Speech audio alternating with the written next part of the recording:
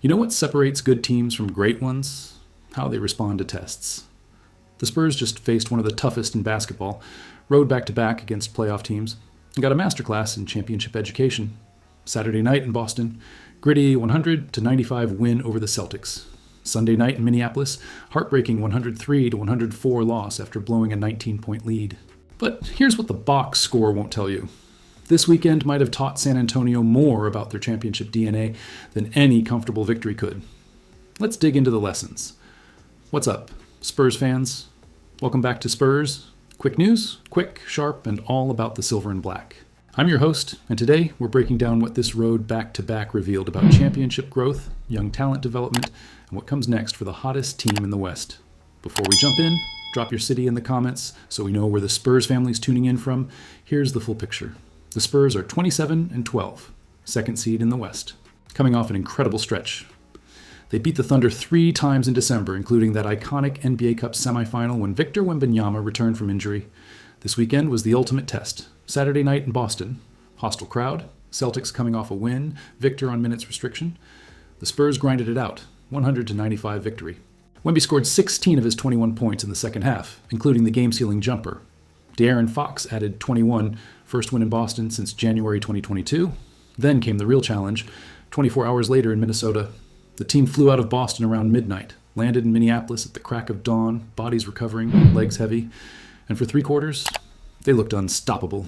Victor Wembanyama, second straight game back in the starting lineup, dominated with 29 points in 27 minutes. Fox was attacking. The offense was flowing. 19-point lead, everything clicking.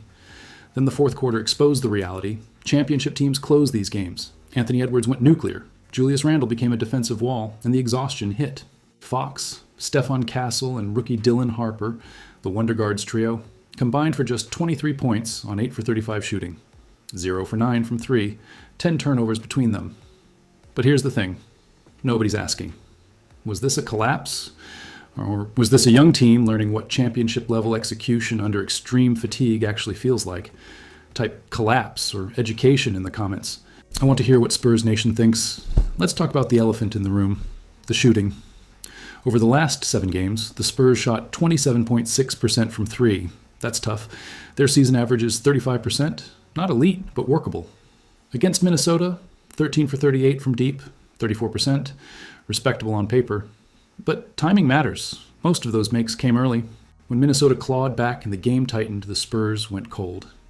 Here's the development opportunity nobody's discussing. This isn't about ability, it's about stamina and composure under championship conditions.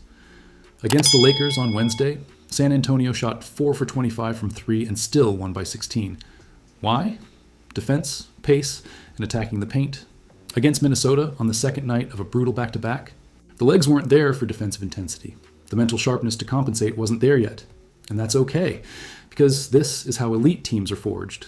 Stephon Castle is in his second season. The reigning 2025 Rookie of the Year is learning what it takes to dominate for 48 minutes on tired legs against playoff-caliber teams. His 11 points on 2 for 11 shooting Sunday, that's not failure, that's championship education. Dylan Harper, he's a 19-year-old rookie. The number 2 pick is adjusting to NBA physicality, speed, and expectations. 0 points on 0 for 5 shooting in 11 minutes. That's a learning curve every great young player goes through. And De'Aaron Fox, he's navigating his first full season as a Spur, building chemistry with this young core while learning Mitch Johnson's system. 6 for 19, 0 for 6 from 3. It happens. Especially when Julius Randle is using veteran strength to disrupt rhythm. The late game execution tells the real story. Wemby posted up with a chance to tie or take the lead. Randle's physicality forced a tough 16-footer. Clank, 6.6 seconds left. Fox got one last desperation heave. Missed. But wait until you hear what this means for their growth trajectory.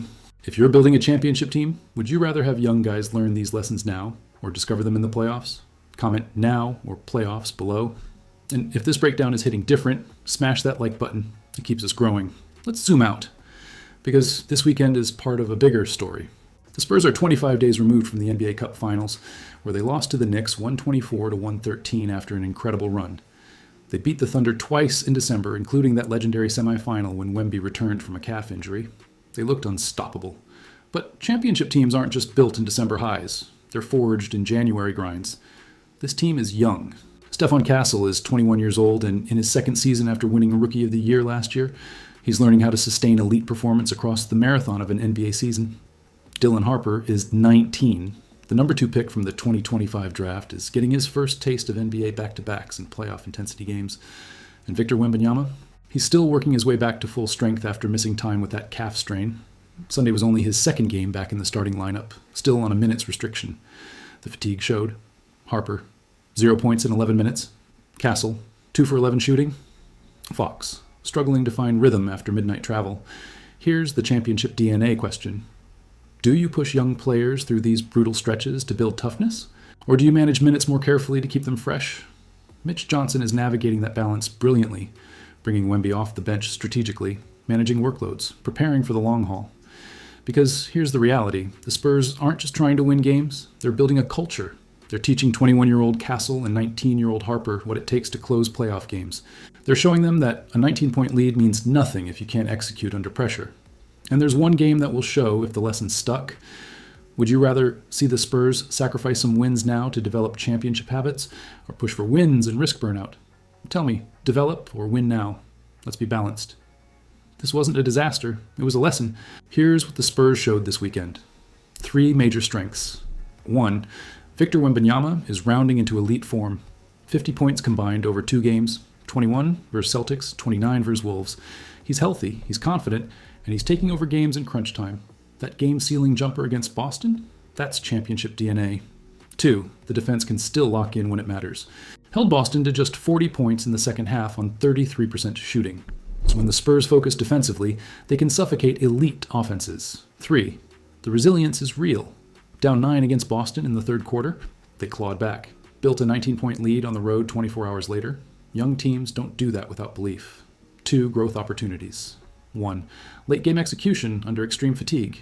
The Spurs had the talent to close out Minnesota, multiple defensive stops they didn't get, open shots that didn't convert, turnovers at critical moments. That's the difference between good young teams and championship teams, and it's exactly what they're learning. 2, shooting consistency across multi-game stretches.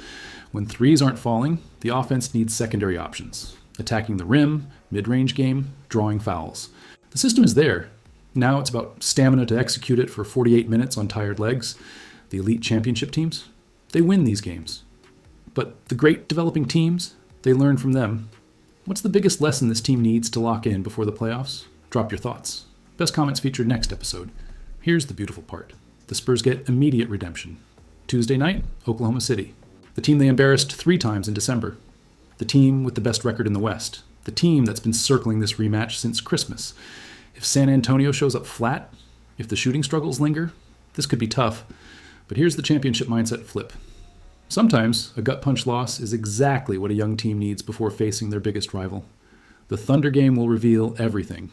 Can the Spurs bounce back with just 48 hours of rest? Can they apply the lessons from Minnesota? Can they prove that Sunday night wasn't a trend? It was a data point in a much longer growth story?